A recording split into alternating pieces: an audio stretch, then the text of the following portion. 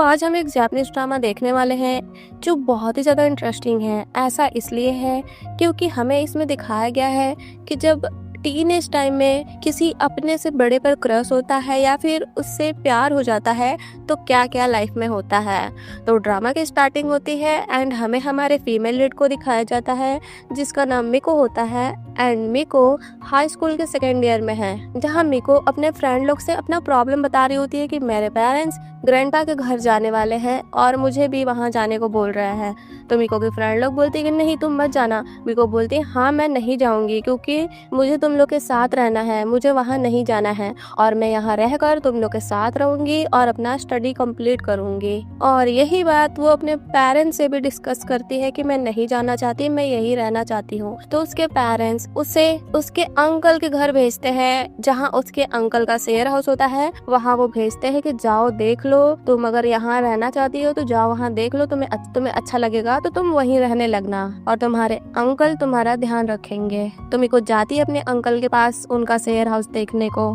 फिर हमें हमारे मेल लीड को दिखाया जाता है जिसका नाम जुन होता है एंड वो किसी से कॉल पर बात कर रहा होता है और वो बहुत ही ज़्यादा गुस्से में बात कर रहा होता है, जिसे मिको देख लेती है एंड वो देखकर डरने लगती है और डर कर भागने लगती है।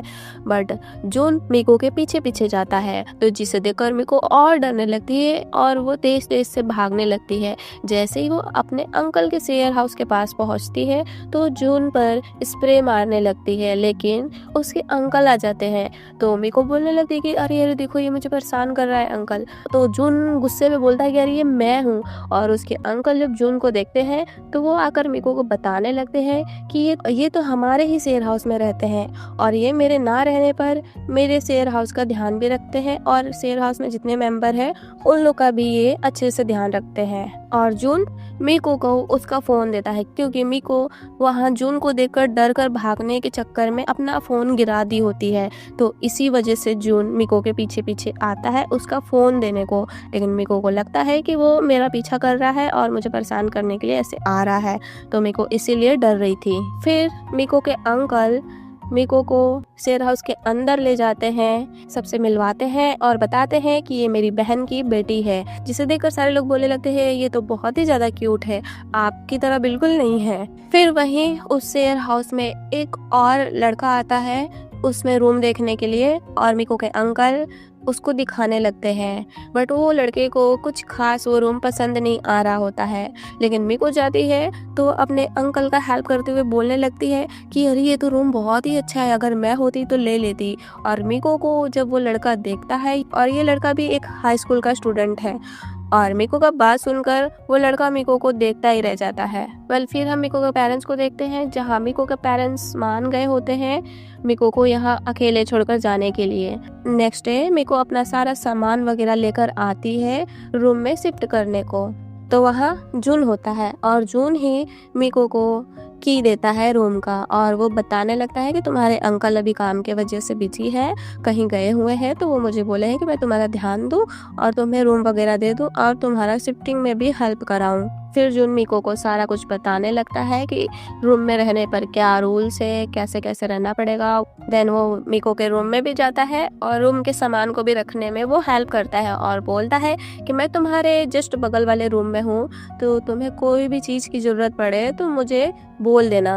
और बोलने लगता है कि अभी तो तुम्हें बहुत सारे सामान की ज़रूरत है तो चलना, मैं तुम्हारा शॉपिंग करने में भी हेल्प करूँगा। और मिको का सारा रूम का सामान वगैरह रखवाने में जुन थक जाता है। वो बोलने लगता है कि अब मुझे गर्मी हो रहा है तो मैं जा रहा हूँ नहाने और नहा कर आऊँगा तो हम दोनों शॉपिंग करने चला जाएगा।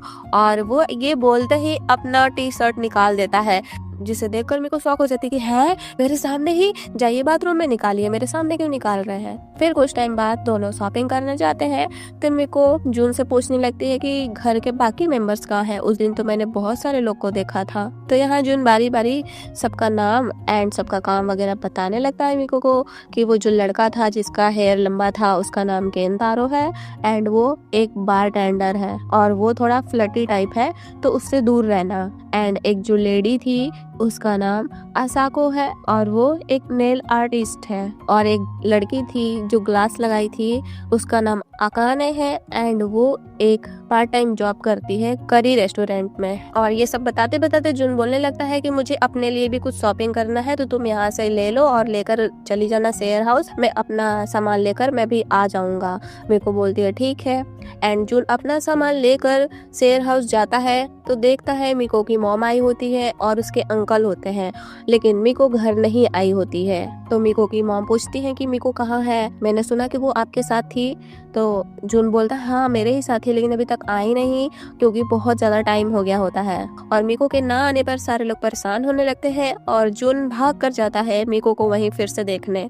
वो जाता है तो देखता है मिको अकेली खड़ी होती है, क्योंकि उसके मॉम का उसको पहले से मैसेज आया होता है कि मैं आ रही हूँ तुमको लेने, तुम वहाँ नहीं रहोगी क्योंकि तुम्हारे अंकल तो शेयर हाउस में रहते नहीं है, वो अपने काम की वजह से कहीं बाहर ही रहते हैं, तो तुम्हारा कौन ध्यान रखेगा, तुम्हारा गार्जियन कौन बनेगा, तो इसलिए तुम भी अब हम लोग के साथ चलो अपने ग्रैंडपा के घर। तो अपने मॉम का ये मैसेज देखकर मिको घर नहीं गई होती है और वो ऐसे ही बाहर परेशान होती है। और इसी बीच बारिश होने लगता है तो जून मिको को अपने साथ लेकर एक सेफ जगह पर जाता है और मिको उससे बताने लगती है कि जब मेरे पेरेंट्स अपने काम को लेकर हमेशा बिजी रहते थे और मेरे पर उतना ध्यान नहीं देते थे, तो मेरी फ्रेंड लोग ही ऐसी थी जो मेरा ध्यान रखती थी और मेरे लिए लंच वगैरह भी लाती थी और मेरे साथ हमेशा रहती थी, और मैं उनके साथ होने की वजह से कभी खुद को अकेला फील नहीं की थी। इसी वजह से मैं अभी उन्हीं लोग के साथ रहना चाहती हूँ जब तक मेरा स्कूलिंग ख़त्म नहीं होता।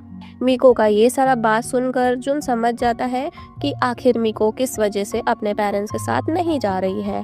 फिर हम देखते हैं जुन मिको को घर ले जाता है, आई मीन शेयर हाउस। तो वहाँ उसकी मॉम उसको ले जाने लगती है, लेकिन मिको तो गुस्से में मना कर देती है कि मैं नहीं जाऊंगी। मिको का इस तरह जिद देखकर उसकी मॉम उसको डांटने लगती है और उसका हाथ पकड़कर खींच कर ले जाने लगती है कि नहीं अब तुम यहाँ नहीं रहोगी, तुम्हें हम लोग के साथ ही रहना होगा।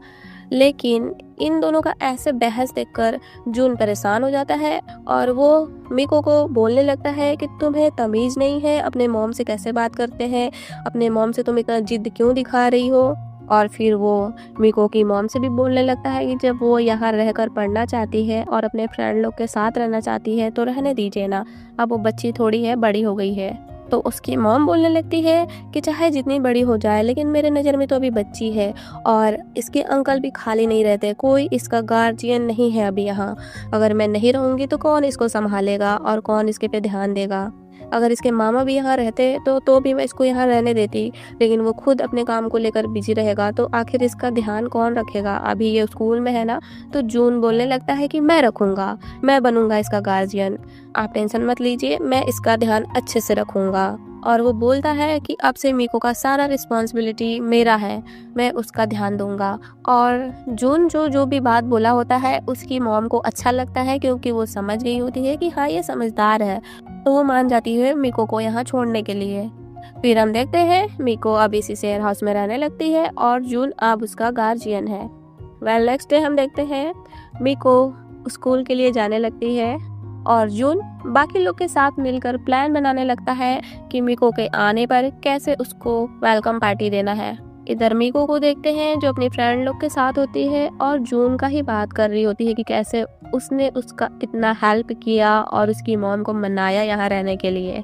नेक्स्ट दिन में हम देखते हैं मिको शेयर हाउस में होती है एंड सारे लोग पार्टी कर रहे होते हैं, मिको का वेलकम पार्टी, जहाँ मिको बोल रही होती है कि आज के पहले मैंने सिर्फ अपने पेरेंट्स और अपने फ्रेंड लोग के साथ ही डिनर किया था, लेकिन मैं आज आप लोग के साथ कर रही तो मुझे वैसा ही फील हो रहा है जैसा उन लोग के साथ करती थी तो होता था। और मिको का ये बात सुनकर केंतारो पूछने लगता है कि क्या तुम्हारा कोई बॉयफ्रेंड नहीं रहा है क्या, कभी तुम उसके साथ डिनर पर नहीं गई क्या। मिको बोलने लगती है कि नहीं अभी तो मेरा कोई बॉयफ्रेंड नहीं है। ये सुनकर केंतारो मिको के थोड़ा क्लोज होने लगता है, तो जून उसे गुस्से में देखने लगता है और बोलने लगता है कि केंतारो अगर तुमने उसे थोड़ा भी परेशान किया ना, उसे टच भी किया ना, तो मैं तुम्हारा सर फोड़ दूंगा। तो कोई भी यहाँ इसको परेशान ना करे और बस इसका ध्यान रखें। ये सुनकर मिको बोलने लगती है कि आप तो बहुत रिस्पॉन्सिबल पर्सन हो, लेकिन जब मैंने आपको फर्स्ट टाइम देखा था तो आप बिल्कुल गुस्से में और किसी से गुस्से में एकदम तेज तेज से बात कर रहे थे, जिसे देखकर मुझे बहुत अजीब लगा था। तो जून हंसकर बोलने लगता है कि अरे वो तो मेरे एडिटर थे, जिनसे मैं बात कर रहा था वो मेरे एडिटर थे। और यहाँ केंतारो बताने लगता है कि जून एक ग्राफिक डिज़ाइनर है। जैसे ये बुक के कवर का डिज़ाइन देख रही हो, ये जून ने ही किया है। ऐसे बहुत सारे डिज़ाइन हैं जो कवर पे होते हैं, वो जून ही करता है। फिर हमें कुछ टाइम बाद का दिखाया जाता है, जून अपना क्राफ्ट डिज़ाइन कर रहा होता है एंड वो मिको को बुलाता है अपने पास और वो उसे दिखाता है और पूछता है कि तुम्हें कौन सी फ़ोटो अच्छी लग रही है ज़्यादा, क्योंकि मैं एक high school love story book का कवर बना रहा हूँ, तो जिसकी वजह से मुझे ऐसा डिज़ाइन करना है जिससे हाई स्कूल स्टूडेंट को वो बुक का कवर पसंद आए। जहाँ मिको देखती है पर उससे दोनों में से कोई भी अच्छा नहीं लगता, लेकिन वो जून के मुंह पर ऐसे नहीं बोलना चाहती, तो वो अपना मुंह बनाकर थोड़ा बोलती है कि अच्छा है, दोनों ही अच्छा है। तो जून उसे बोलने लगता है कि सीरियसली बताओ, क्योंकि ये मेरे लिए बहुत इम्पॉर्टेंट है, तो तुम सीरियसली बताओ, क्योंकि तुम भी एक हाई स्कूल स्टूडेंट हो, तो तुम्हें पता होगा कि टीनेजर को कैसा पसंद आता है। तो यहाँ मिको सच बोल देती है कि दोनों में से कोई भी अच्छा नहीं है और वो बोलने लगती है हम जैसे टीनेजर लोग को ऐसी चीज़ पसंद नहीं आती है, क्यूट क्यूट सी चीज़ पसंद आती है। तो जून बोलता है अब मैं क्यूट कैसे बनाऊँ। फिर हमें नेक्स्ट डे का दिखाया जाता है, मिको स्कूल के बाद अपने फ्रेंड लोग के साथ होती है। उन लोग को ऐसे साथ में वो अकाने लड़की जो करी रेस्टोरेंट में जॉब करती है वो देख लेती है। इधर जून को देखते हैं जो अपने एडिटर से बात करने गया होता है एंड वो अपना फोटोज उसे भी दिखाता है जो वो डिजाइन किया होता है, लेकिन उसे वो पसंद नहीं आता है। फिर जून घर आता है शाम को तो देखता है मिको अभी तक नहीं आई है और वो परेशान होने लगता है कि इतना टाइम हो गया और मिको अभी तक नहीं आई। उसके स्कूल की छुट्टी तो 3 बजे ही हो जाती है और अभी इतना टाइम हो गया, वो अभी तक नहीं आई। और वो ऐसे ही परेशान होकर मिको का वेट कर रहा होता है और ऐसे वेट करते करते रात के 8 बज जाते हैं, लेकिन मिको नहीं आती है। तो जून परेशान होते होते जाने लगता है मिको को देखने, तो अकाने आती है एंड बताती है कि मैंने उसे देखा था, और जहाँ वो देखी होती है वहाँ उसे बताती है। तो जून भागकर वहीं जाता है तो देखता है मिको अकेली आ रही होती है। जाते ही जून उसके ऊपर गुस्सा करने लगता है कि मैंने तुम्हें इतना कॉल किया, इतना मैसेज किया, तुमने कोई रिस्पांस नहीं दिया। मैं कभी से घर पे परेशान हो रहा हूँ कि तुम अब आओगी अब आओगी, और तुम यहाँ ऐसे घूम रही हो और तुम्हारा फ़ोन कहाँ है, तुमने मेरा कोई रिस्पांस क्यों नहीं दिया। तो मम्मी को यहाँ बिल्कुल सैड सी होकर बताती है कि मेरा फ़ोन गुम हो गया। ये सुन जून और ज़्यादा परेशान हो जाता है और जहाँ जहाँ मिको गई होती है वहाँ वहाँ जाकर मिको का फ़ोन खोजने लगता है और फाइनली फ़ोन मिल जाता है, वो भी पुलिस की हेल्प से। अपना फ़ोन पाकर मिको जून से सॉरी बोल रही होती है, लेकिन जून तो मिको से गुस्सा होता है और वो उसका बात नहीं सुन रहा होता है। और फिर जून गुस्से में बोलने लगता है कि आज के बाद कभी ऐसा दोबारा मत करना। अगर कहीं तुम्हें जाना होगा एटलीस्ट मुझे बता देना कि हाँ मैं यहाँ जा रही हूँ या क्या करने जा रही हूँ, क्योंकि अब कोई भी प्रॉब्लम तुम्हें होगी तो वो सिर्फ तुम्हारी प्रॉब्लम नहीं होगी, मेरी भी प्रॉब्लम होगी। मिको बोलती है हाँ ठीक है, अब से मैं सारा कुछ आपको बता दूंगी। और ये सुनकर जून जाता है उसके लिए हॉट ड्रिंक लाता है और उसे देता है पीने को। और मिको अपना फ़ोन चेक करती है तो देखती है जून का बहुत सारा कॉल आया होता है एंड मैसेज आया होता है, जिसे देखकर मिको स्माइल करने लगती है कि ये इतना परेशान हो रहे थे मेरे लिए। और वो जून से हंसकर बिल्कुल बोलने लगती है कि अब मैं आपको ऐसे परेशान नहीं करूँगी। जून मिको के लिए हॉट ड्रिंक के साथ कुछ और भी लाया होता है देने को, पर वो दे नहीं पाता। फिर हमें दिखाया जाता है जून अपने रूम में होता है और उसे मिको का मैसेज आता है, जहाँ मिको उसे ड्रिंक के लिए थैंक्स बोलती है।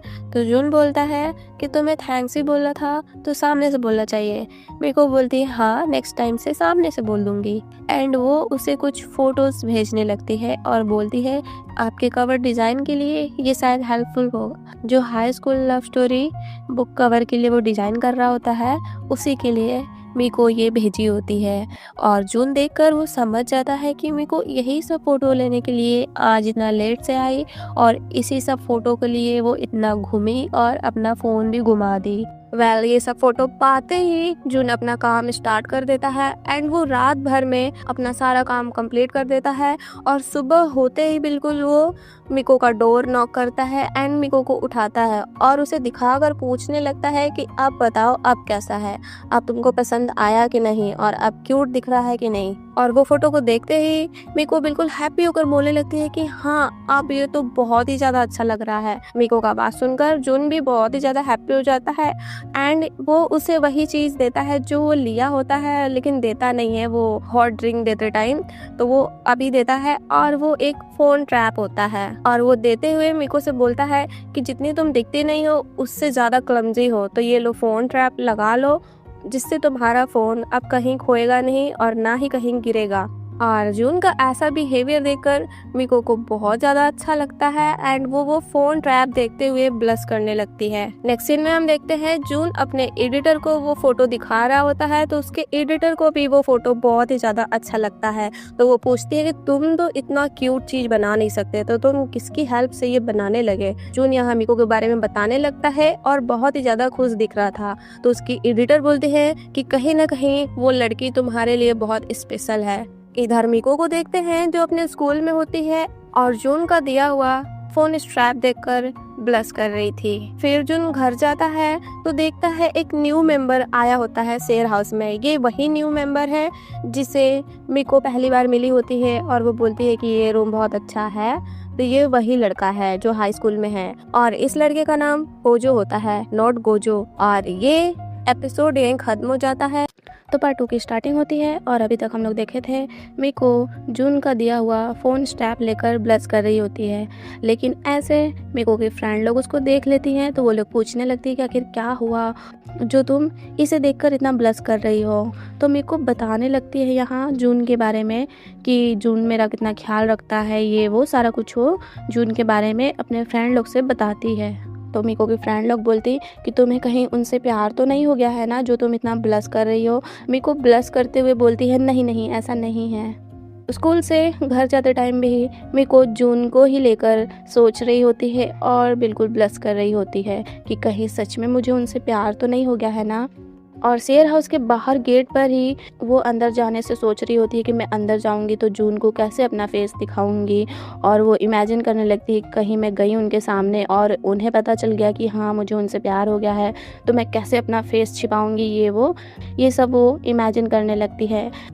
जब वो शेयर हाउस के अंदर जाती है तो जून, होजो और केंतारो वहाँ होते हैं और जून होजो से मिको को मिलवाता है और बताता है कि ये भी अब हमारे शेयर हाउस के मेंबर हैं। एंड उसी टाइम मिको को याद आता है कि ये तो वही है जब मैं फर्स्ट टाइम आई थी शेयर हाउस देखने तो ये लड़का भी आया था। बट होजो मिको से बात करने में थोड़ा शाय फील कर रहा था, मतलब होजो यहाँ सबसे बात करने में अभी शाय फील कर रहा है और उतना कंफर्टेबल नहीं है सबके साथ, तो वो वहाँ से चला जाता है। उसके वहाँ से जाने के बाद जून और बाकी लोग मिलकर उसके लिए वेलकम पार्टी प्लान करने लगते हैं कि होजो के लिए हम लोग वेलकम पार्टी कैसे करेंगे।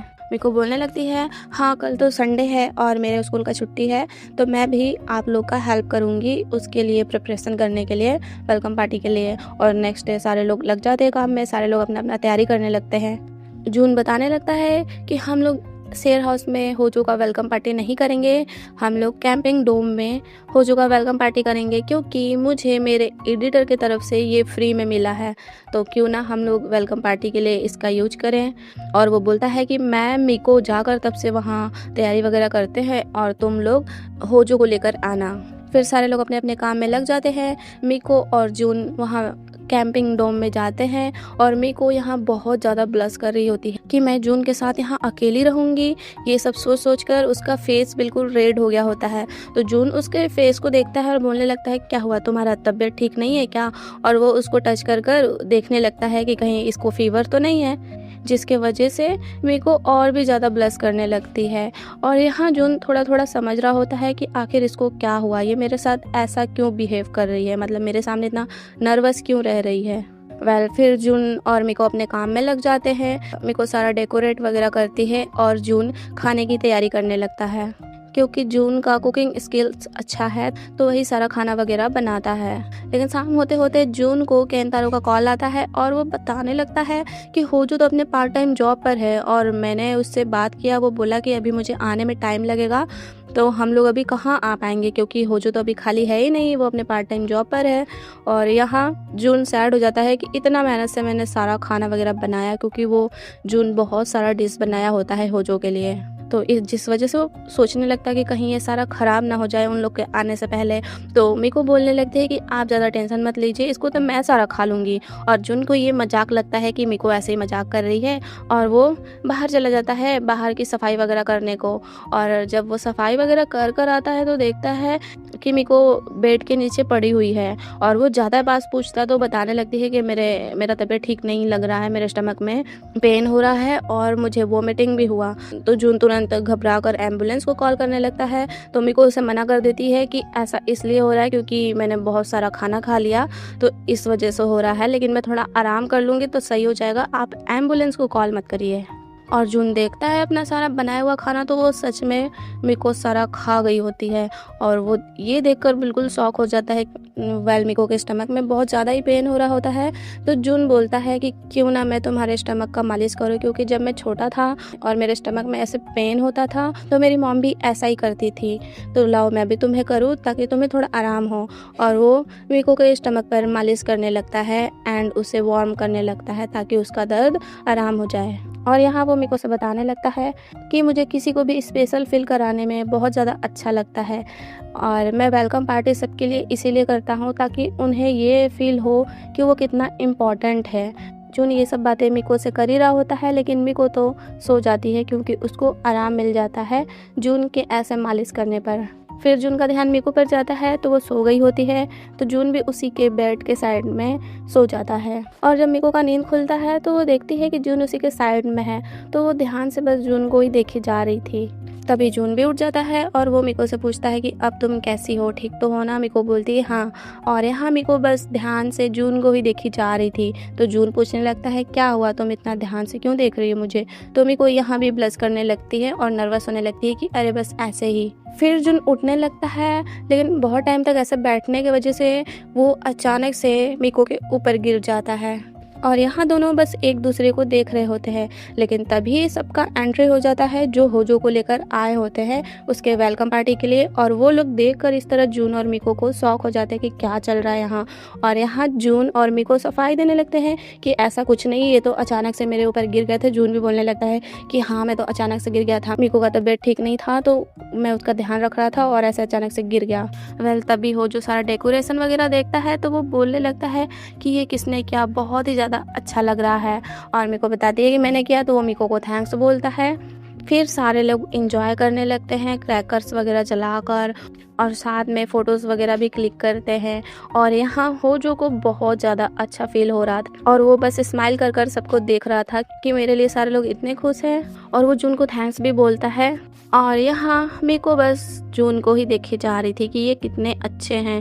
वेल नेक्स्ट डे हम मीको को देखते हैं जो स्कूल में होती है और अपने फ्रेंड लोग को वही फ़ोटोज़ वगैरह दिखा रही होती है जो वेलकम पार्टी में वो लोग लिए होते हैं। तो उसकी फ्रेंड लोग होजो को जून समझ रही होती हैं और बोलने लगती है कि ये तो अपने एज से बहुत ज़्यादा ही छोटा दिख रहा है। तो मीको फिर जून पर जूम कर कर दिखाती है कि वो तो होजो है और वो अभी स्टूडेंट है हम लोग की तरह। और यहाँ मीको के फ्रेंड लोग जून को देखकर मीको और जून का एज काउंट करने लगते हैं कि कितना डिफरेंस है दोनों में, कितना एज डिफरेंस है दोनों में। और ऐसे एज काउंट कर कर वो लोग बोलते हैं कि तुम्हें तो खुद से बहुत ज़्यादा ही बड़े आदमी से प्यार हो गया। तो मीको यहाँ परेशान होने लगती है कि हाँ वही तो, मुझे भी टेंशन है कि हमारा प्यार कैसे सक्सेसफुल होगा, मुझे गिव अप कर देना चाहिए क्या? उसकी फ्रेंड लोग बोलती है नहीं बिल्कुल नहीं, हम लोग तुम्हारा हेल्प करेंगे ना, कि क्यों ना उन्हें ग्रुप डेट पर ले चले। तुम्हारे शेयर हाउस में 3 बॉयज़ हैं और हम लोग भी 3 हैं, तो हम सारे लोग मिलकर ग्रुप डेट पर चलते हैं ना। फिर हम देखते हैं मीको शेयर हाउस जाती है तो वो परेशान हो रही होती है कि आखिर मैं सबको कैसे मनाऊं ग्रुप डेट के लिए। और वो बिल्कुल परेशान होकर जून को देखकर सोच रही होती है कि आखिर मैं क्या करूं। असाको वहां आती है और मीको को इस तरह परेशान देखकर वो बोलने लगती है कि क्या हुआ, तुम्हें कोई प्रॉब्लम है? तो मीको यहाँ झूठ बोलने लगती है कि मेरी एक फ्रेंड को होजो पसंद है तो वो उसके साथ ग्रुप डेट पर जाना चाहती है। और डेट का नाम सुनते ही जून तो बिल्कुल गुस्सा होने लगता है कि क्या तुम डेट पर जाना चाहती हो? तो मीको बोलती नहीं नहीं मैं नहीं, मेरी फ्रेंड जाना चाहती है, वो भी होजो के साथ। पर मुझे भी साथ में जाना होगा क्योंकि वो चाहती है कि मैं भी चलूँ उसके साथ। लेकिन यहाँ जून गुस्सा होने लगता है कि अपना एज देखी हो, अभी तुम ये सब करने के लायक नहीं हो, अभी तुम छोटी हो, तो ये सब मत करो। जून बहुत ज़्यादा ही मिको पर गुस्सा होने लगता है।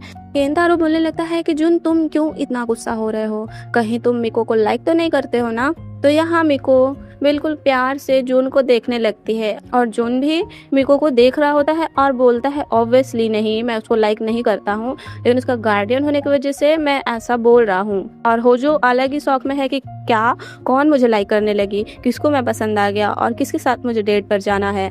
फिर होजो से केंतारो बोलता है कि ये लोग 3 गर्ल्स रहेंगी, मतलब मिको की 2 फ्रेंड्स हैं और एक मिको, तो तुम भी अपने 2 फ्रेंड्स को ले लेना ताकि तुम लोग भी 3 हो जाओ और अच्छे से डेट एंजॉय करना। फिर मिको को देखते हैं जो अपने रूम में जाती है और बिल्कुल परेशान होने लगती है कि मैं जून को नहीं बोल पाई, जिसको मैं बोलना चाहती थी उनको तो बोल ही नहीं पाई और होजो को बोल दी। नेक्स्ट डे जाती है अपने फ्रेंड लोग के पास और उन लोग से बताती है कि मैं जून को नहीं बोल पाई। उसकी फ्रेंड लोग बोलती है कोई बात नहीं, लेकिन होजो तो आ रहा है ना, क्योंकि मिको के एक फ्रेंड को होजो बहुत ही ज़्यादा पसंद आ गया होता है। वहाँ होजो भी आ जाता है अपने फ्रेंड लोग के साथ में और सारे लोग डेट इंजॉय करने लगते हैं। इधर जून को देखते हैं जो घर पर बिल्कुल परेशान हो रहा होता है कि आखिर वो अभी क्या कर रही होगी क्या नहीं, और मिको को बार बार मैसेज कर कर वो डिलीट कर रहा होता है कि नहीं मैं उसको परेशान नहीं कर सकता। मिको को देखते हैं जहाँ मिको के क्लोज कोई भी होजो का फ्रेंड आने को सोच रहा था तो होजो उन लोग को दूर कर देता है। मतलब यहाँ होजो बिल्कुल मिको का ध्यान रख रहा होता है डेट पर भी।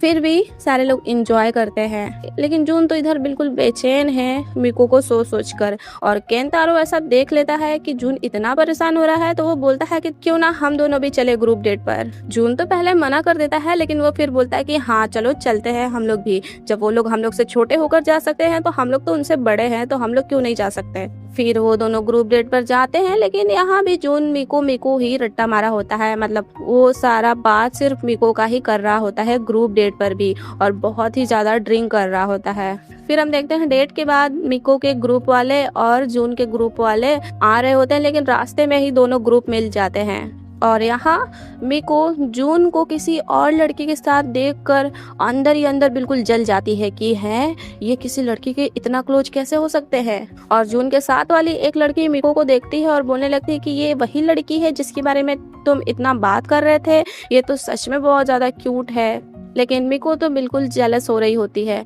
केंतारो जून से बोलता है कि तुम इतना मिको कर रहे थे, लो मिको आ गई हम लोग के सामने, तो चलो अब हम लोग साथ में चलते हैं। जून तो अभी तक गुस्से में था और वो बोलता है कि छोड़ो जाने दो, हम लोग अपना देखते हैं। और ऐसा बोलकर जून एक लड़की के साथ वहाँ से चला जाता है और मिको भी वहाँ से गुस्सा होकर चली जाती है। लेकिन होजो मिको के पीछे पीछे जाता है उसका ध्यान रखने को।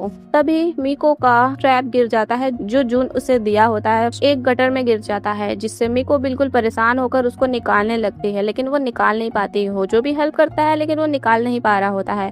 तभी वहाँ जून आता है और वो बोलने लगता है कि तुम दोनों यहाँ क्या कर रहे हो। और ये देखकर जून भी उन लोग का हेल्प करने लगता है, जिससे मिको अपना फोन स्ट्रैप निकाल पाती है। और जून को इस तरह देखकर मिको को जून से फिर से प्यार होने लगता है। मतलब वो सारा अपना गुस्सा भूल जाती है और वो जून को प्यार से देखने लगती है। फिर सारे लोग शेयर हाउस के अंदर जाते हैं और यहाँ मिको बस जून से उसी लड़की के बारे में पूछ रही होती है जो जून के बिल्कुल क्लोज थी, कि आखिर आप दोनों इतना क्लोज क्यों थे, आप दोनों डेट कर रहे हो क्या। जून यहाँ मना कर रहा होता है कि नहीं ऐसा कुछ नहीं है, हम लोग के बीच ऐसा कुछ नहीं हुआ था, वो तो बस वो ड्रंक हो गई थी, मैं उसको छोड़ने गया था, ये वो जून बहुत बोलता है और मिको बस सवाल पे सवाल की जा रही थी।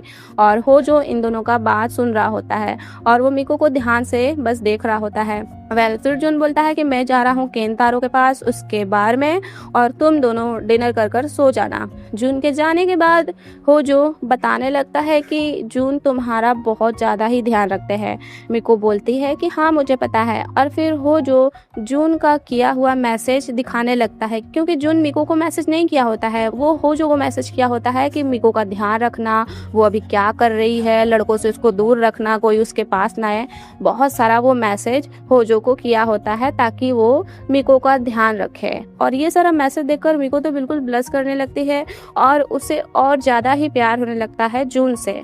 इधर जून को देखते हैं जो केंतारो के बार में होता है और तभी उसे मिको का मैसेज आता है कि मेरा इतना ध्यान रखने के लिए थैंक्स और गुड नाइट का उसको मैसेज आया होता है। और मिको का इस तरह मैसेज देखकर जून स्माइल करने लगता है। तो केंतारो उसको देखकर पूछता है कि कहीं तुम्हें मिको से प्यार तो नहीं हो गया ना, जो तुम मिको का इतना ध्यान रखते हो। तो जून यहाँ कुछ सोचता है लेकिन बोलता है कि बिल्कुल भी नहीं, मुझे उससे प्यार नहीं है, पर मैं अभी उसका गार्डियन हूँ तो मेरा हक बनता है कि मैं उसके हर एक चीज पर ध्यान रखूं। और ये पार्ट यही खत्म हो जाता है।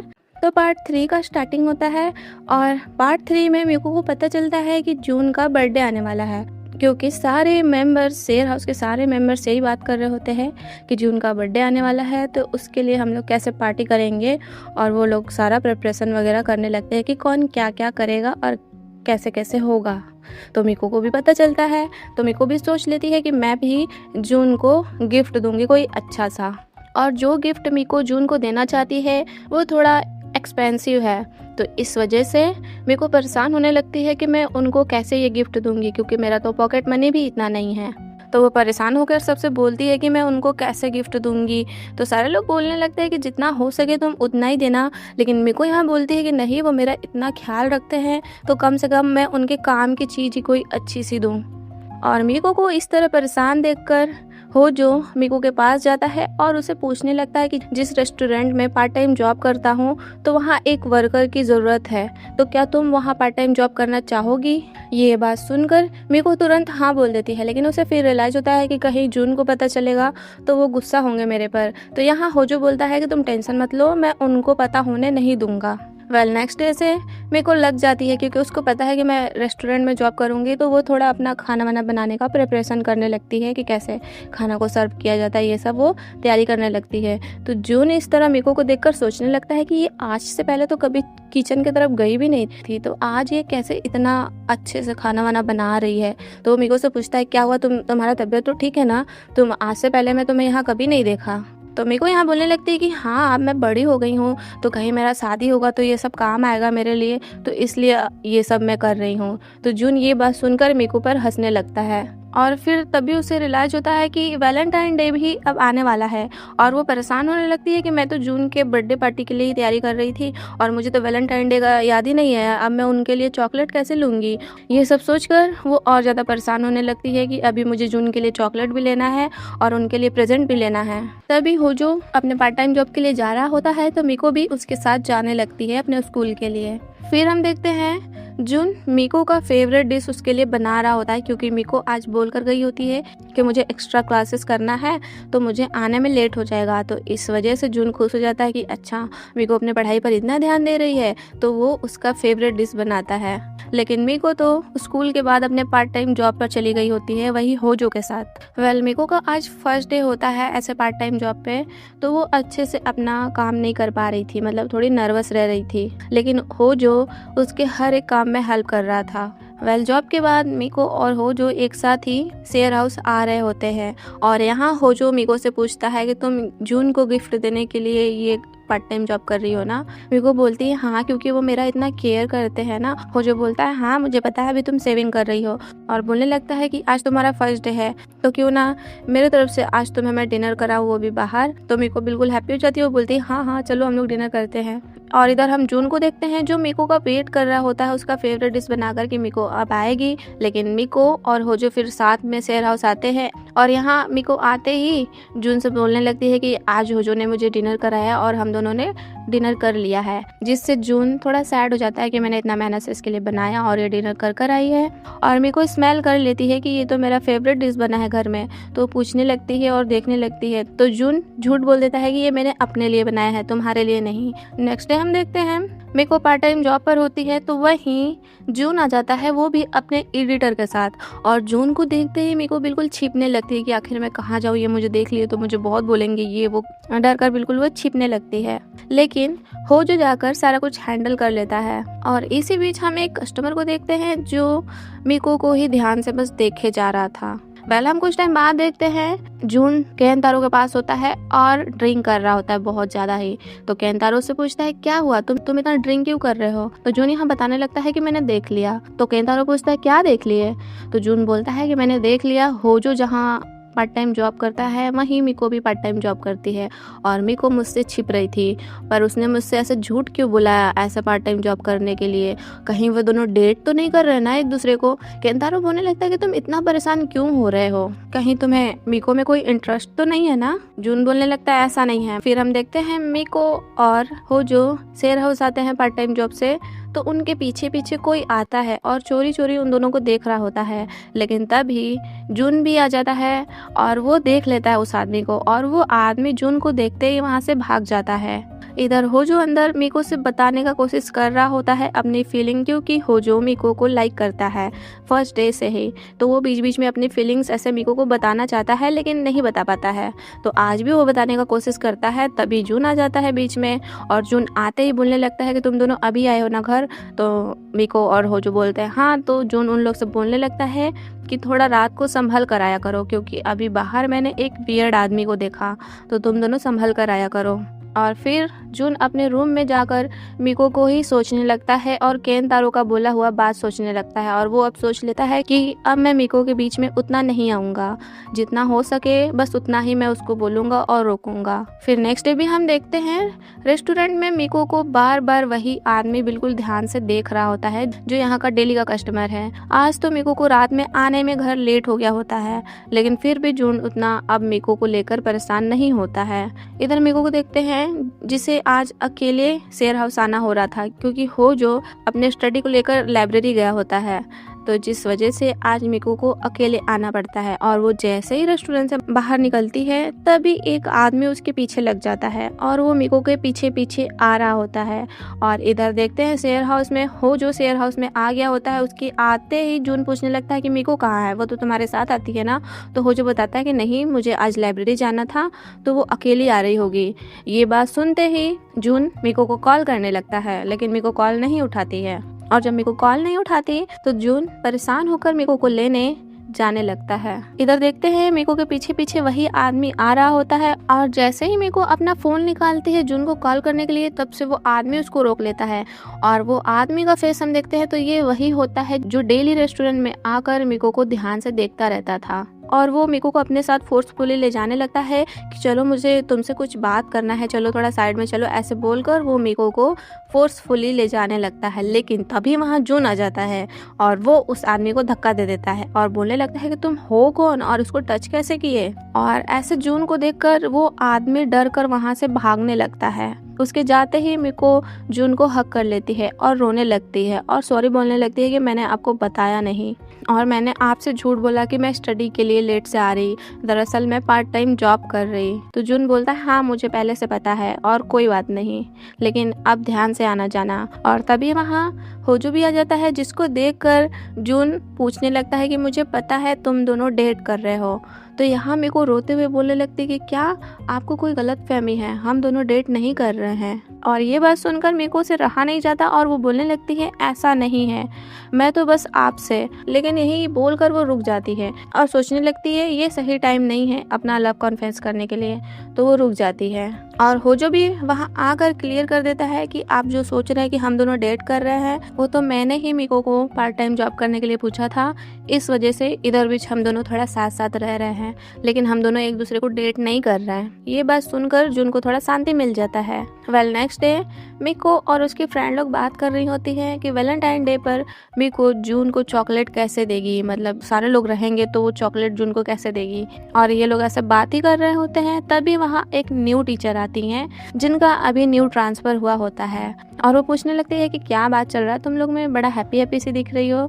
और वो बताने लगती है कि पोस्ट ग्रेजुएशन प्लान के लिए पेरेंट्स को लाना है, और इनको पता है कि मीको के पेरेंट्स यहाँ नहीं रहते हैं, वो उसके ग्रैंडपा के घर रहते हैं। फिर हम देखते हैं मीको शेयर हाउस आती है और वो जून के लिए चॉकलेट बनाने लगती है, क्योंकि वो सोच ली थी कि मैं अपने हाथ से जून को चॉकलेट बना कर दूंगी। और वो अपने रूम में चोरी चोरी जून के लिए चॉकलेट बनाने लगती है। और इधर लिविंग रूम में केंतारो, होजो और जून बैठे होते हैं और यहाँ केंतारो बताने लगता है कि जो भी लोग इस शेयर हाउस में डेटिंग करना स्टार्ट करते हैं ना, तो दोनों में से किसी एक को इस शेयर हाउस से जाना पड़ता है, क्योंकि जून की भी एक गर्लफ्रेंड थी और इन दोनों को डेट करने की वजह से ही उनको यहाँ से जाना हुआ, ये शेयर हाउस को छोड़ना हुआ। और ये सारा बात मीको सुन रही होती है और यहाँ मीको को पहली बार पता चलता है कि जून की गर्लफ्रेंड थी पहले, जिसको सुनते ही मीको का तो हालत ख़राब हो जाता है और वो सोचने लगती क्या जून की गर्लफ्रेंड थी। केंतारो यहाँ बताने लगता है जून के गर्लफ्रेंड के बारे में और फोटो दिखाने लगता है। जब केंतारो फोटो दिखाता है जून की गर्लफ्रेंड का, तो ये वही होती है, मीको की टीचर होती हैं जो अभी ट्रांसफ़र हुई होती हैं, वही होती हैं और वो पहले यहाँ रह चुकी थी, लेकिन फिर दोनों अलग हो जाते हैं। लेकिन मीको तो ये सारा बात सुनकर बिल्कुल सैड सी रह रही थी अब, और वो स्कूल में भी यही सोच रही होती है कि हाँ ये तो नॉर्मल है, वो तो इतने ज़्यादा बड़े हैं तो उनकी गर्लफ्रेंड हो सकती हैं, मुझे इतना टेंशन नहीं लेना चाहिए। और ये सब वो बात सोच रही होती है, तभी वो टीचर मीको के पास आती हैं और बोलने लगती है कि तुम कुछ सोच रही हो तो मुझे बताओ, मैं तुम्हारा प्रॉब्लम सॉल्व कर दूंगी। तो मीको सारा कुछ उनको बताती है, लेकिन ये नहीं बताती है कि वो जूनी है, बस ये बताती है कि मुझसे एज में बड़े हैं, जो जो सिचुएशन सारा कुछ हुआ है वो सारा कुछ इनको बताती है। तो वो बोलने लगती है कि देखो मीको, लाइफ में बहुत सारे चांस आते हैं, लेकिन प्यार में जो दुख और स्ट्रगल करना पड़ता है ना, वो मैंने भी देखा है। तो तुम अपने दिल की सुनो अभी, क्योंकि अगर तुम अभी अपने दिल की नहीं सुनोगी तो आगे चलकर तुम्हें बहुत रिग्रेट फील होगा। और अपने टीचर की ये सारी बात सुनकर मीको को बेटर फील होता है, तो वो सोच लेती है कि हाँ अब तो मैं जून को पाकर ही रहूँगी। और मीको की टीचर ये भी बोलती है कि तुम टेंशन मत लो, पोस्ट ग्रेजुएशन के लिए जो प्लान्स है वो मैं तुम्हारे मॉम से बात कर थोड़ा डेट आगे का कर लूँगी, लेकिन तुम अभी अपने दिल की सुनो, जो तुम्हें सही लगे वो करो। फिर हम देखते हैं मीको अपने फ्रेंड लोग के साथ होती है, तभी उसकी मॉम का कॉल आता है और वो बोलने लगती है कि मैं टोक्यो आ रही हूँ, तुम्हारे टीचर का अभी मुझे मैसेज आया था कि तुम अपना पोस्ट ग्रेजुएशन प्लान का डेट बढ़ा रही हो, तो आखिर क्यों? अभी तुमने डिसाइड नहीं किया कि तुम हाई स्कूल के बाद क्या करोगी आगे, तुम्हारा कोई प्लान्स नहीं है? तो चलो मैं आ रही हूँ, अब तुमसे मैं सामने से पूछूंगी कि तुम क्या करना चाहती हो आगे। ये बात सुनते ही मीको बिल्कुल डरने लगती है और वो जून से जाकर भी बताती है कि मॉम मेरी यहाँ आ रही हैं। और जून भी डरने लगता है कि तुम्हारा रूम तो साफ़ है ना, तुमने सारा कुछ अपना सही से रखा है ना, तुम्हारी मॉम को ये ना लगे कि मैं तुम्हारा ध्यान नहीं रखता। मीको बोलती है हाँ सारा कुछ तो सही है, लेकिन वो जो चॉकलेट जून के लिए बनाई होती है उसमें सारा सामान वो अपने रूम में फैलाई होती है, तो वो भाग कर जाती है उन सबको साफ़ करने। जून भी देख रहा होता है कि आखिर ये क्या यहाँ फैलाई हुई है, क्या ये की क्या है, लेकिन मीको उससे छिपाती रहती है, वो उसको नहीं दिखाती कि मैंने क्या किया है। मीको की मॉम आ जाती हैं और सबसे बिल्कुल अच्छे से बात करती हैं और जून के लिए तो कुछ प्रेजेंट भी लाई होती हैं अपने वहाँ विलेज से। और वो सबसे पूछती भी है कि मीको ज़्यादा परेशान तो नहीं करती है ना, अपना काम वाम अच्छे से करती है ना। और सारे लोग यहाँ मीको का तारीफ़ पे तारीफ़ किए जा रहे थे कि हाँ मीको बहुत समझदार बच्ची है, हर चीज़ वो अपना अच्छे से करती है, स्टडी भी अच्छे से करती है, डेली स्कूल भी जाती है। सारे लोग तारीफ़ करते हैं बस मीको का। और फिर मीको की मॉम मीको को अपने पास बुलाती हैं कि आओ चलो मुझे तुमसे कुछ बात करना है। और वो पूछने लगती हैं कि तुम आगे चलकर क्या करना चाहती हो, अभी तो तुम हाई स्कूल में हो, लेकिन हाई स्कूल के बाद तुम क्या करना चाहती हो, कुछ प्लान बनाई हो? तुम्हारे टीचर तुम्हें बोले थे ना कि पोस्ट ग्रेजुएशन का कुछ प्लान बनाना है, तो क्या है प्लान तुम्हारा, बताओ। और यहाँ मीको बिल्कुल शांत, क्योंकि इतने दिन से वो तो बस जून में बिजी है, कुछ अपने आगे का वो सोची ही नहीं, बस जून का ही लेकर वो सोच रही कि जून के लिए ये करना है, जून के लिए वो करना है, उसके माइंड में बस अभी जून ही जून चल रहा था। और मीको को इस तरह डांट खाता देखकर सारे वह सोचने लगते हैं टीनेज टाइम में कितना स्ट्रिक्ट रूल होता है ना कि ये करना है वो करना है। नेक्स्ट डे वैलेंटाइन डे का डे होता है, तो जहाँ मीको अपने स्कूल जाते टाइम जून के लिए जो चॉकलेट वो बनाई होती है वो अपने बैग में लेकर जाती है, क्योंकि यहाँ छोड़ देगी तो सारे लोग देख लेंगे, तो इस वजह से वो अपने बैग में लेकर जाती है। और वो और उसको टेंशन हो रहा होता है कि मैं आखिर उनको कैसे दूंगी। फिर मीको की मॉम आती हैं, तो जहाँ जून मीको की मॉम के लिए लंच बनाने लगता है और इस तरह जून को लंच बनाता देख मीको की मॉम को बहुत अच्छा लगता है और वो पूछने लगती है कि तुमको सब आता है क्या? तो जून यहाँ बताता है कि हाँ मेरे बहुत छोटे पर ही मेरी मॉम डैड का डेथ हो गया था, तो तभी से मैं खुद को संभाल रहा हूँ और यहाँ ये शेयर हाउस में रहते हुए भी मुझे 10 साल हो गए और 10 साल से मैं इन सबको संभाल रहा हूँ, क्योंकि ये लोग मेरे फैमिली जैसे हैं। फिर मीको की मॉम जून से उसका काम वगैरह पूछती हैं, तो जून बताता है कि हाँ मैं एक ग्राफिक डिज़ाइनर हूँ और वहाँ जो बुक रखी है वो मेरी ही डिज़ाइन की हुई है। तो मीको की मॉम वो बुक लेकर देखने लगती हैं। तो यहाँ जून बताने लगता है कि मीको बहुत ज़्यादा क्रिएटिव है। वो अपना काम अच्छे से अभी नहीं की है, लेकिन मैं जितना जानता हूँ मीको बहुत ही ज़्यादा क्रिएटिव है, क्योंकि ये जो आप कवर देख रही हैं ना, वो सारा मीको का ही प्लान था। मीको ने मेरा बहुत ज़्यादा हेल्प किया तो ये मैं कर पाया। जिसे सुनकर मीको की मॉम तो हैप्पी हो जाती है और वो बोलने लगती है कि मुझे लगता है मीको अभी अपने आगे का प्लान्स इसीलिए नहीं बना पा रही क्योंकि वो आप लोग को देखती है ऐसे काम करते हुए। आप लोग यहाँ सारे लोग अपने काम को बहुत ही ज़्यादा मेहनत से करते हो और बहुत ज़्यादा अच्छे से करते हो। तो मीको के भी माइंड में अभी होगा ये कि मैं भी कोई ऐसे ही जॉब करूँगी, अपना कोई पाथ देखूँगी। और वो जून से बोलती हैं कि मीको का उसका पाथ खोजने में हेल्प करिएगा, क्योंकि जब तक उसको पता नहीं चलेगा कि वो क्या करना चाहती है, वो आगे का अपने फ्यूचर का कैसे सोच पाएगी। और ये बात सुनकर जून बोलता है कि हाँ, मैं उसका ध्यान दूंगा। तभी मीको की मॉम को उसके डैड का कॉल आता है और जहाँ पता चलता है कि उसकी ग्रैंडमा को चोट लग गया है, वो कहीं से गिर गई, तो जिसके वजह से मीको की मॉम को इमरजेंसी में जाना पड़ता है। वो आई तो होती है मीको के टीचर से बात करने, लेकिन वो कर नहीं पाती क्योंकि उनको जाना पड़ता है। और वो रास्ते में मीको को कॉल कर बताती हैं कि तुम्हारे ग्रैंडमा को चोट लग गया है तो मुझे जाना पड़ रहा है, इस वजह से मैं नहीं आ पाऊंगी, लेकिन मेरी जगह पर कोई आ रहा है। तो मीको पूछती है कि कौन आ रहा है, तो मीको की मॉम बोलती हैं जून। और जैसे ही जून का नाम लेती है, मीको अपने साइड में देखती है तो जून आ रहा होता है। और जून को इस तरह देखकर मीको बस जून को देखी ही जा रही थी। अब फिर जून अंदर जाता है तो वो नर्वस हो रहा होता है कि इसके पहले मैंने कभी ऐसे पेरेंट्स मीटिंग नहीं किया है, तो मैं कैसे बोलूँगा, क्या करूँगा, सही तो है ना सारा कुछ, मेरा ड्रेस वगैरह। मीको बोलती है हाँ आप टेंशन मत लीजिए, सारा कुछ सही है। और तभी मीको अपने बैग से वो चॉकलेट निकालती है और वो बोलती है कि लीजिए, ये मैंने आपके लिए वैलेंटाइन डे पर देने के लिए बनाई थी। जिसको देखकर जून तो स्माइल करने लगता है और वो थैंक्स बोलता है और वो बोलता है कि इसमें से आधा मैं तुम्हें भी दूंगा। फिर पेरेंट्स मीटिंग के लिए मीको का नंबर आता है, तो मीको और जून क्लास के अंदर जाते हैं। तो जून को देखते ही उसकी टीचर बोलने लगती है कि जून तुम, और ये पार्ट यहीं ख़त्म हो जाता है। Thank you for watching, bye bye.